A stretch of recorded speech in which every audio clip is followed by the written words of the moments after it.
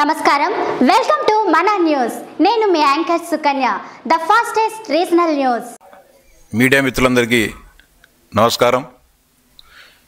నిన్న వైఎస్ఆర్సీపీ నాయకులు తమ పార్టీ అధినేత జగన్మోహన్ రెడ్డికి రాష్ట్ర ప్రభుత్వం రక్షణ కల్పించడంలో విఫలమవుతా ఉంది ఆయన పర్యటనలో ఎలాంటి రక్షణ చర్యలు చేపట్టడం లేదని చెప్పి రాష్ట్ర గవర్నర్ గారిని కలిసి ఫిర్యాదు చేయడం జరిగింది ఈ సందర్భంగా నేను వైఎస్ఆర్సీపీ నాయకులను స్పష్టంగా అడుగుతా ఉన్నా అంతేకాకుండా వాళ్ళు పదే పదే మాట్లాడుతూ ఉన్నారు మా నాయకునికి Z+ సెక్యూరిటీ ఉంది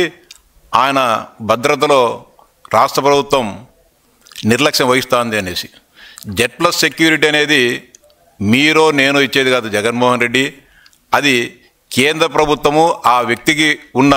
ప్రమాదాన్ని అంచనా వేసి Z+ సెక్యూరిటీ ఇవ్వడం జరుగుతుంది దక్షిణ భారతదేశంలో గతంలో ప్రస్తుత ముఖ్యమంత్రి చంద్రబాబు నాయుడు గారికి అదేవిధంగా మాజీ తమిళనాడు ముఖ్యమంత్రి జయలలిత గారికి మాత్రమే ఉండేది ప్రస్తుతం దక్షిణ భారతదేశంలో Z+ సెక్యూరిటీ కేంద్ర ప్రభుత్వం ఇచ్చింది ఒక ముఖ్యమంత్రి చంద్రబాబు నాయుడు గారికి మాత్రమే విషయాన్ని గుర్తించుకోవాలి మీరు పదే పదే Z+ సెక్యూరిటీ ఉంది జగన్మోహన్ రెడ్డి గారిని మీరు మాట్లాడుతూ ఉన్నారు Z+ సెక్యూరిటీ అనేది మీరంతకు మీరు ప్రకటించుకుంటున్నారా లేకుంటే మీరంతకు మీరు ఇచ్చుకుంటున్నారో ఒకసారి మీరంతా కలిసి ఒక మాట మీదకి వచ్చి క్లారిటీగా ఉంటే బాగుంటుందని చెప్పి వైఎస్ఆర్సీపీ నాయకులకు చెప్తా ఉన్నా అంతేకాకుండా భద్రత విషయంలో ఒక మాజీ ముఖ్యమంత్రికి ఎంత ఇవ్వాల్సి ఉందో ఆయన ప్రోటోకాల్ ప్రకారం రాష్ట్ర ప్రభుత్వం రాష్ట్ర పోలీస్ యంత్రాంగం ఇవ్వడం జరుగుతుంది రాప్తాడు పర్యటనకు జగన్మోహన్ రెడ్డి గారు వెళ్ళినప్పుడు 506 మంది పోలీస్ సిబ్బంది 5 స్పెషల్ టీములు 2 APSP బెటాలియన్లు ఇవ్వడం జరిగింది సత్తెనపల్లి పర్యటనలో 679 మంది పోలీస్ సిబ్బంది 15 రోప్ పార్టీలు ఇవ్వడం జరిగింది గుంటూరు మిర్చి యార్డుకు పోయినప్పుడు 123 పోలీసులు 2 రోప్ పార్టీలు ఇవ్వడం జరిగింది తెనాలి పర్యటనలో కూడా 100 మంది పోలీసులు ఇవ్వడం జరిగింది పొదిలి పర్యటనలో మహిళల మీద మీరు దాడికి పోయినప్పుడు కూడా మీకు 100 మంది పోలీసులు రక్షణగా కల్పించడం జరిగింది అంతేకాకుండా నిరంతరం మీరు పులివెందులకు కానీ ఇడపలబాగు పోయినప్పుడు కూడా 100 మంది పోలీసులు ఉన్నారు ఈ సందర్భంగా వారు కూడా స్పష్టంగా చేయాలి ప్రస్తుతం మీకు ఎంతమంది రక్షణ ఉన్నారు కూడా మీకు స్పష్టంగా తెలుసో లేదో ఇడపలబాయిలో కానీ పులివెందుల్లో కానీ బెంగళూరు ప్యాలెస్ దగ్గర కానీ హైదరాబాదు లోటస్ పాండ్లో కానీ తాడేపల్లి బంగ్లా దగ్గర కానీ ఎంతమంది పోలీసులు మీకు భద్రత ఉన్నారో మీరు ఒక స్పష్టమైన విధానాన్ని ఒక స్పష్టమైన మాటను మీరంతా కలిసి కూడబలుకొని చెప్తే బాగుంటుందని చెప్పి మీ అందరినీ కూడా డిమాండ్ చేస్తా ఉన్నా అంతేకాకుండా సింగయ్య మృతి కేసుకు సంబంధించి కూడా అనేక రకాలైన అవాస్తవాలను ప్రచారం చేయడం జరుగుతోంది సింగయ్యను చనిపోయింది జగన్మోహన్ రెడ్డి గారి కారు కింద పడి కానీ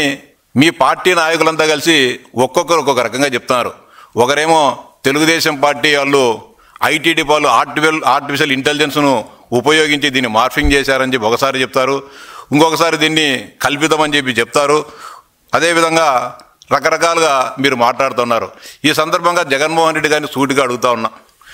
ప్రమాదం నా కారు కింద సింగయ్య పడలేదని చెప్పి మీరు మీడియా ముందుకు వచ్చి ఇంతవరకు ఎందుకని చెప్పలేకపోతున్నారు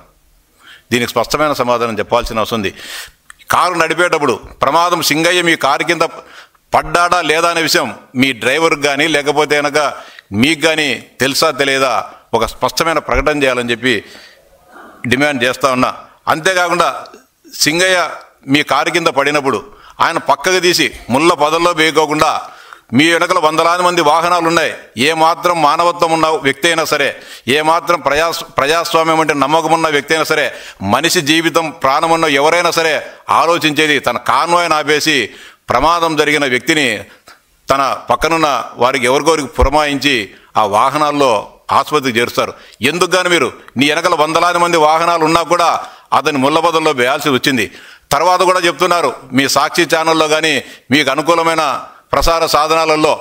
సింగయ్యను వదిలేశారు లేకపోతే సింగయ్యను అక్కడ ఎలాంటి ప్రమాదం జరగలేదని చెప్పి మీరు రకరకాలుగా మాట్లాడుతున్నారు అది వాస్తవం ఏదో తెలియజెప్పండి మీ అందరికీ కూడా నేను చెప్పేది ఒకటే జగన్మోహన్ రెడ్డి గారు కానీ లేకుంటే మీ పార్టీ నాయకులు రకరకాలుగా మాట్లాడద్దు అబద్ధాలు చెప్పేటప్పుడైనా కూడా అదిగినట్టు ఉండాలంటారు ఎవరైనా సరే మీరందరూ కూడా ఒక మాట మీదకి రండి అది ఆర్టిఫిషియల్ ఇంటెలిజెన్సా లేకపోతే కనుక మార్ఫింగా లేకపోతే ప్రమాదమే జరగలేదా ప్రమాదం జరిగింటే మేము గమనించలేదా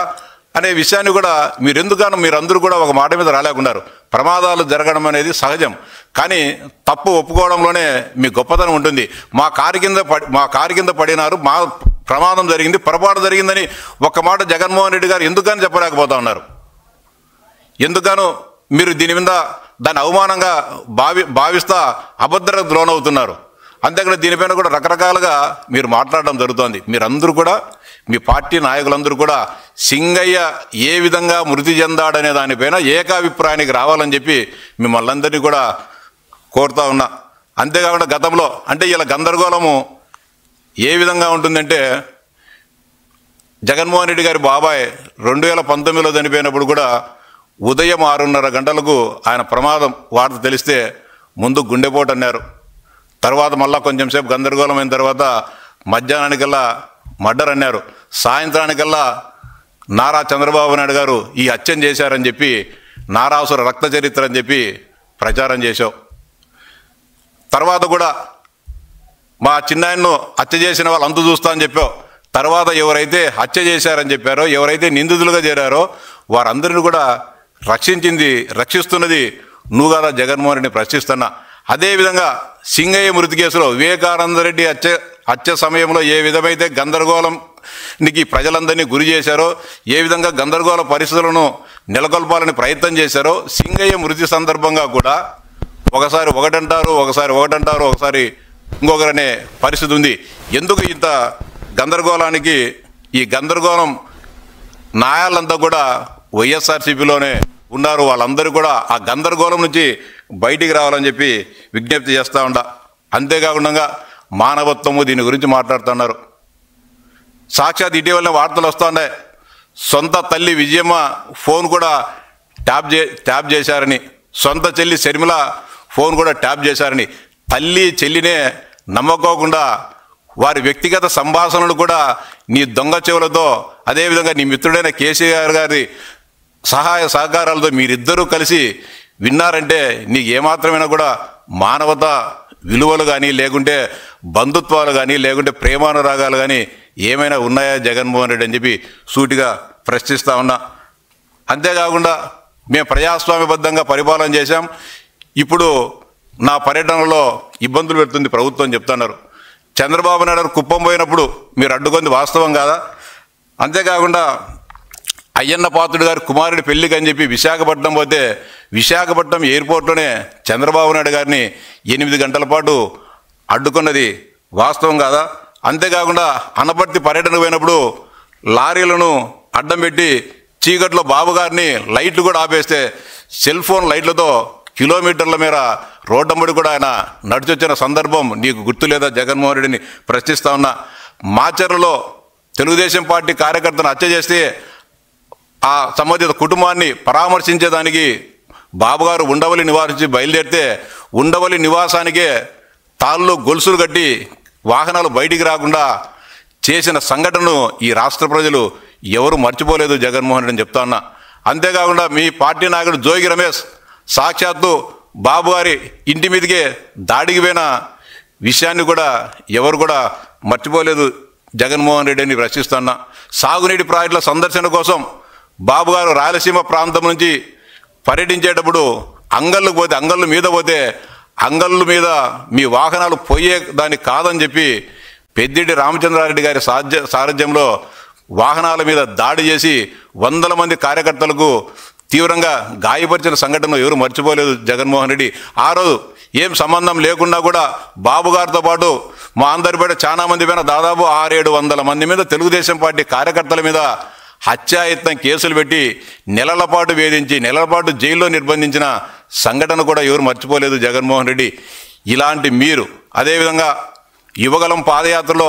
అడుగడుగునా కూడా మీరు అడ్డుపడేది వాస్తవం కాదా? మైకి జీవో నెంబర్ 1 తీసుకొని వచ్చేసి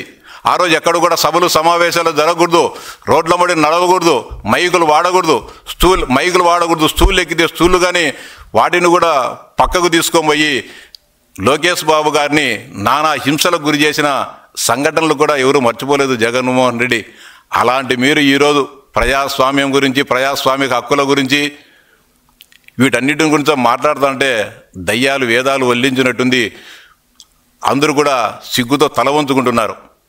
ఇలాంటి వ్యక్తి జగన్మోహన్ రెడ్డి లాంటి వ్యక్తి నోటి నుండి ప్రజాస్వామ్యం గురించి, ప్రజాస్వామిక హక్కుల గురించి మాటలు వస్తున్నాయంటే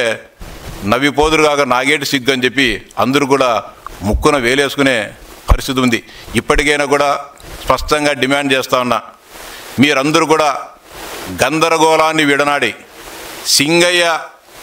ఏ విధంగా మృతి చెందాడనే దానిపైన భిన్నాభిప్రాయాలు లేకుండా ఒక ఏకాభిప్రాయానికి మీరంతా కూడా రావాలని చెప్పి డిమాండ్ చేస్తాను. Thank you.